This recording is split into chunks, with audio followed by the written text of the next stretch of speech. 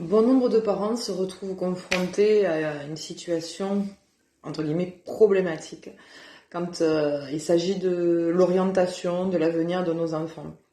Aujourd'hui, en tant qu'adulte, on sait que c'est pas forcément simple tous les jours de gagner sa vie, d'être dans un job épanouissant, de pas tirer la langue à la fin du mois, etc. J'épargne les détails. Donc on souhaite le mieux pour eux. Mais combien de fois on a pu se planter en assimilant que être heureux, c'est super bien gagner sa vie.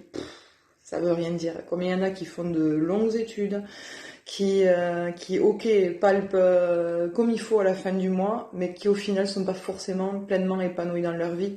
Donc qu'est-ce qu'on souhaite réellement à nos enfants? On souhaite qu'ils soient heureux. Et souvent, c'est nous, parents, qui avons à faire le deuil de ce qu'on souhaitait pour eux, de ce qu'on n'a peut-être pas fait, de ce qu'on voudrait leur transmettre. À part transmettre nos peurs, on ne fait rien d'autre en fait. Donc il faut tenter d'arrêter ça. Je suis passée par là il y a quelques années où on me proposait des orientations pour mes filles. Je me suis vue pleurer en réunion parents-prof en fait. Et une prof m'a justement dit si tous les parents pouvaient s'intéresser de près à la scolarité de leurs enfants comme vous, ça serait bien, mais c'était pas ça le discours. C'était surtout Madame, faites le deuil de ce que vous souhaitiez pour vos filles. L'essentiel, c'est qu'elles fassent quelque chose qui leur plaît, même si c'est un cursus bien plus court. Le but, c'est qu'elles soient épanouies. Cette personne avait raison.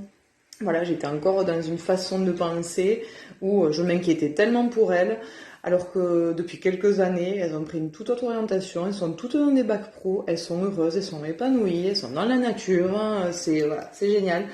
Et tout ça pour dire que ce qui compte, c'est que nos enfants soient heureux, qu'ils poursuivent des études qui leur plaisent vraiment, qui mettent du sens dans ce qu'ils font, et c'est pas tous les jours facile. Parce qu'on n'est pas fait quand on est jeune, que ce soit de la maternelle jusqu'à nos études, on n'est pas fait pour rester 8-10 heures les fesses vissées sur une chaise en fait. C'est pas épanouissant.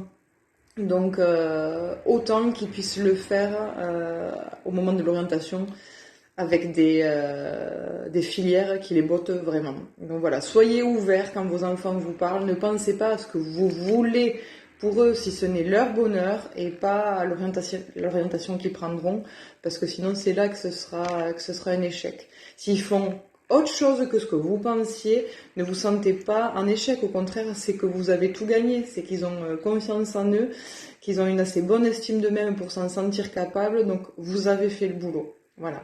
Je trouvais important de vous faire cette petite vidéo que je voulais courte, qui fait plus de 3 minutes, mais ça va parler à tellement de monde parce qu'on est tous, je crois, passés par là, ou on y passe tous, il y en a qui y sont encore, et peut-être que ça les aidera à voir les choses sous un autre angle.